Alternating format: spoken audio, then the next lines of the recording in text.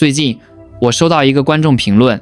他留言說，我想知道我發生意外的當下，這段記憶為什麼想不起來？因為同事跟我說，我當下是清醒的，甚至還有說有笑的，但我在加護病房醒來的時候，以為自己是穿越了，還是被綁架了，大腦一陣混亂。之後也是醫生告知我全身骨折，手術也很順利，但是前面的記憶就只剩隱約零散的片段，而且也對不上我出事前的那段記憶。你知道我看到這種留言的第一秒，我心裡跳出來的不是好可憐或好戲劇，而是這不是少數人的狀況，這個比一般人想的更普遍，只是大家沒有一個詞去描述那個感覺，所以你才會用穿越、綁架、斷片這種比較像電影的詞去形容。這裡是意識覺醒，記得按讚、訂閱並打開小鈴鐺，這樣您就不會錯過我們的新影片。但那不是幻想，那不是幻覺，那是大腦自己主動把某一段直接跳過。這句先講清楚，你當下能講話、能回應、能跟人對話，不代表你正在形成記憶。你的大腦輸入反應跟大腦儲存影片是兩套系統，反應是本能系統，記憶是評估過後才決定要不要寫入硬盤的系統。所以你當下有講有笑沒有錯，但不代表它會留下檔案。這聽起來很違反常識，對不對？好像我們以為清醒有記錄，昏迷沒記錄，就是這麼簡單。但真正的結構不是這樣，清醒是開機，記憶是另一個按鈕，而你當時的情況就是開機，但寫盤被鎖住。聽到這，你可能會突然卡住，那到底是誰鎖？為什麼鎖？是不是發生意外，腦袋被撞壞了，所以寫不了？不是，正好相反，這是正常的大腦為了保護你，在做它認為最優的選項。我這樣說你會更快懂，大腦不是在丟失記憶，而是拒絕儲存。它評估當下極度危險、極度混亂、極度痛苦、極度失去的時候，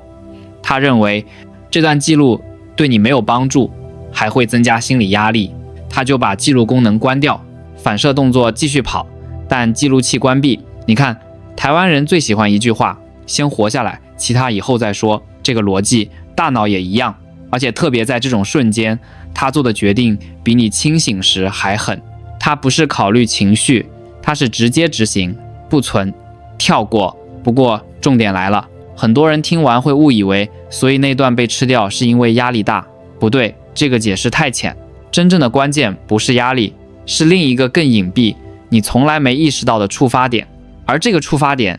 你身上一定有，如果沒有，你根本不會出現這個現象。接下來這件事，我保證你聽了會突然對上號。為什麼醒來那一秒，你覺得自己是穿越？為什麼同事覺得你當下清醒，可是你沒有記憶？為什麼不是掉了1分鐘，而是掉了一整段？這3個問題是同一條線，而答案不是記憶斷片那麼膚淺，它背後還有一層構造，跟我們在台灣成長的集體觀念也有密切關係。先把那個真正的觸發點講出來，不是撞擊，不是痛覺，也不是恐懼。真正觸發別記錄了這條指令的是不可逆，也就是說，當大腦瞬間判斷事情已經沒辦法靠我自己糾正了，它會直接把儲存系統關掉。這就像你在玩一場人生遊戲，忽然電腦跳一句玩家已無法改變結局，因此停止錄像。所以同事在旁邊看你還能說話，還能回話，甚至還冒出奇怪的幽默反應，那不是你清醒，也不是你正常，那是你进入自動模式。我們大多数人平常不會意識到，其實我们的大腦有2層駕駛，一層是你自己，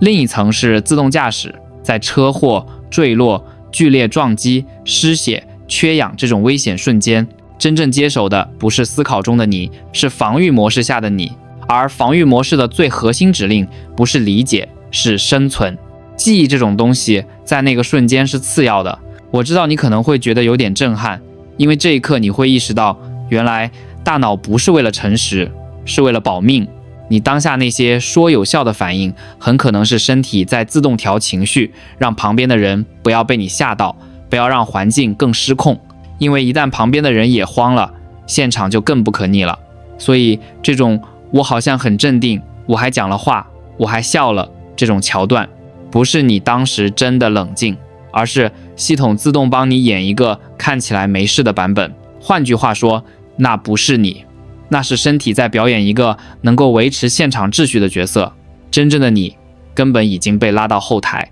前台那個能講話、能反應的是一個自動執行的版本。而記憶這種事情是後台的權利，後台一旦關閉寫盤，前台就算講到天亮都不會留下任何影像。所以同事覺得你清醒，那是掩面；你覺得自己斷片，那是後台。這兩個沒有矛盾，是統一的。你問說，那為什麼醒來在加護病房會覺得像穿越，像被綁架？因為你恢復後台權限那一秒，你突然跳到一個完全不連貫的場景。想象一下，上一個你擁有能記錄的瞬間是 A 畫面，再下一秒你恢復記錄時已經跳到 Z 畫面，那中間 B 到 Y 的軌道完全沒有軌跡，你當然會覺得不合理、不真實、不屬於同一個世界。你知道最弔詭的地方嗎？你不是不記得，你是根本沒擁有那個記的版本。而這件事你也許不知道，台灣的醫護人員其實非常熟悉這種現象，他們很習慣看到病患醒來後，先不是哭，不是喊痛，不是抱怨，而是滿臉混亂，甚至有那種一醒來先問我怎麼在這裡，我昨天不是還在騎車嗎？跟我講話的人是誰？醫生你們是誰？這些狀態在創傷醫學裡太常見了，只是一般病患在康復之後不會一直重複講，所以這種常態沒有變成大眾知識。你可能現在心裡會冒出另外一個問題，那我有沒有辦法把那段記憶找回來？有沒有一種方法，催眠、冥想、回溯，可以把消失的那段重新抓出來？這個我必須講的直接一點，大部分情況下不行，因為那不是塞在你潛意識裡，不是壓箱底，它根本沒有被儲存過，沒有資料就不會有恢復，沒有錄影就沒有檔案，沒有寫入就沒有讀出。這就是很多人誤以為創傷回憶可以被催眠找回來的最大盲點。催眠能挖出有寫過的影像，挖不出沒有寫盤的空間。不過這裡有一個更深更現實的問題，而且跟台灣人特別有關係。我保證你聽完會突然明白為什麼你的大腦選擇跳過，因為下一步真正的重點是，你的大腦其實不是怕痛，不是怕死，它真正在乎的是身份。我們來講身份，這一點你可能從來沒想到過，但它其實是那個關鍵開關的底層原因。人不是怕疼，人不是怕血，甚至不是怕死亡，人真正害怕的是我是誰，一下子沒了定義。這在台灣尤為明顯，因為我們從小到大對角色特別敏感，我們不會講我是什麼動物，我是什麼顆粒，我們講的是我是姐姐，我是女兒，我是同事，我是某個誰的伴，我是負責 XX 的人。我們不是抽象生物，我們是我在生活系統裡面扮演的那個位置。而意外發生那一秒就是身份驟停，因為在那個瞬間你不是那個有計劃在生活在安排明天的你了，你瞬間變成純粹的身體。一旦這個身份斷层出現，大腦會立刻做判斷，既然前一秒的角色人生已經斷掉，你沒辦法繼續扮演那個身份了，那從那一秒開始，那些畫面沒必要保存，不是殘忍，是最高效率。你可能不相信這種效率存在，但你看台灣人的大腦習慣就知道，只要事情不再能控制，我們的腦會直接跳結論。你是不是常聽到旁邊的人講，沒辦法了就算了啦，不要想那麼多，活着比較重要，先處理現在的事。這不是一句安慰，這是我们集體文化裡的斷點允許。我們民族性裡面本來就允許中斷後重新開始，我們不像某些地區強調不能斷層，我們沒有要把傷痛完整記下來的執念，我們比較在意活下來再說。所以你的大腦執行的不是錯誤，是非常符合台灣式生存邏輯的，先處理當下，等醒來再重新登錄身份。你有沒有注意到，你醒來的第一句話不是我痛不痛，而是這是哪裡，我是誰，這群人是誰。這就是身份重新啟動的第一步。這裡要講一個很多心理學論文反而不講的細節，人不是先醒意識才醒自我，人是先醒角色再度成立，才會覺得自己真正回來了。你那個在 ICU 醒來的混亂，不是因為你忘記發生什麼，而是因為那個時候你在重新拿回我的位置。等你知道我現在是住在這張病床的人，我是在手術後的病患角色，你才開始能夠重新組裝自我。非常多人以為記憶斷片是腦袋壞掉，其實那一段記憶根本不是丟掉，是你的大腦在那一段不認為你是完整身份，所以沒有保存。重點來了，當大腦覺得你已經無法阻止那個瞬間的結果，它就把那段標記成無需保存的過渡期。那不是黑洞，那是不屬於任何身份的空白。你知道這個邏輯最狠的地方是什麼嗎？不是你記不得，而是你從來沒有資格記，因為那一塊不屬於那個你。而這一件事還有更深的延伸，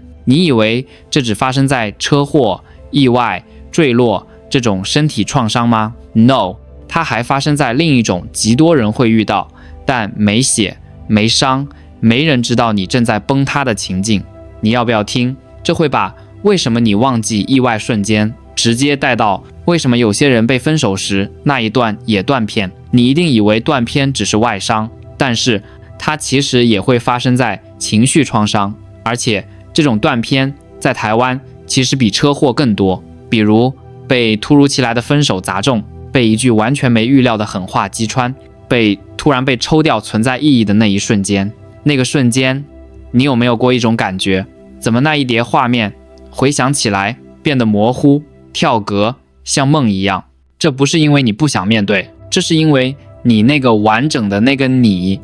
在那一秒被系統判定為已經無法繼續扮演原來的身份。大腦是一樣的邏輯，身份斷層就停止寫盤。所以你看清楚，大腦不是以痛不痛做判斷，大腦是以這個角色還能不能繼續扮演做判斷。車禍那瞬間，角色斷掉；關係突然終結的那瞬間，角色斷掉；某一個人生決定瞬間被迫改變的那秒，也斷掉。你有沒有發現，我們台灣人特別容易在巨變的時候說一句，好像一切突然變得不是我的人生了。這句話聽起來像感嘆，其實那是身份斷層的現場描述。而大腦的系統邏輯是非常冷酷、非常簡單、非常運算式的。如果你已經不是剛才的那個身份，那段畫面就沒有保存意義。它不是丟，它是直接判為不寫。你可以把自己的大腦想象成一個超省記憶體的手機，它會問自己，這段內容有必要儲存嗎？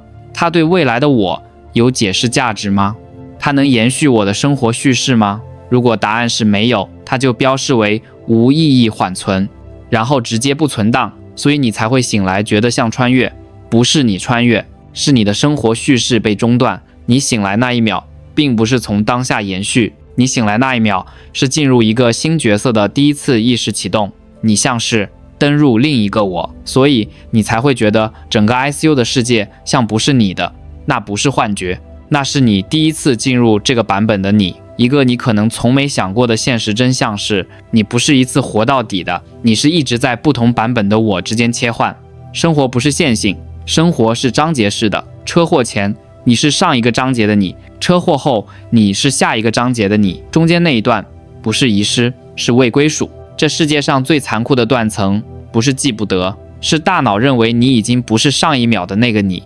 所以它根本不讓你繼續擁有那一秒的記憶。聽出重點了嗎？你並不是失去記憶，你是沒有資格擁有那一段的記憶，因為你在那一秒已經不是那個人了。很多人聽到這裡會問一個更深的問題，那既然大腦這麼聰明，這麼自動，那是不是只要平常變成比較強、比較冷靜、比較成熟的人，將來遇到危險就能避免這種斷片發生？這個問題非常多人會問，但答案不是你想象的那種靠強韌就能撐過去。真相比這個更現實、更骨感。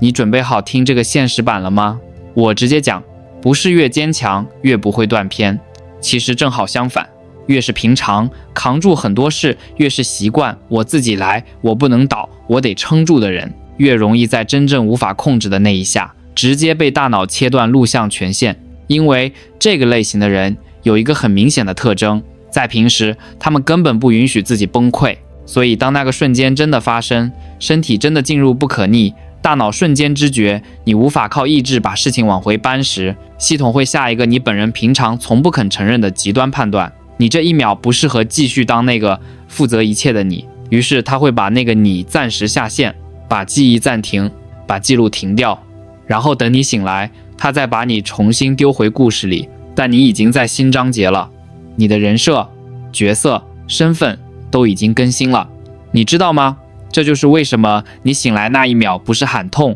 而是愣住，因為系統在那一秒不是幫你回憶，而是在幫你登入新的你，然後等你大腦確認，好，我現在是術後病患，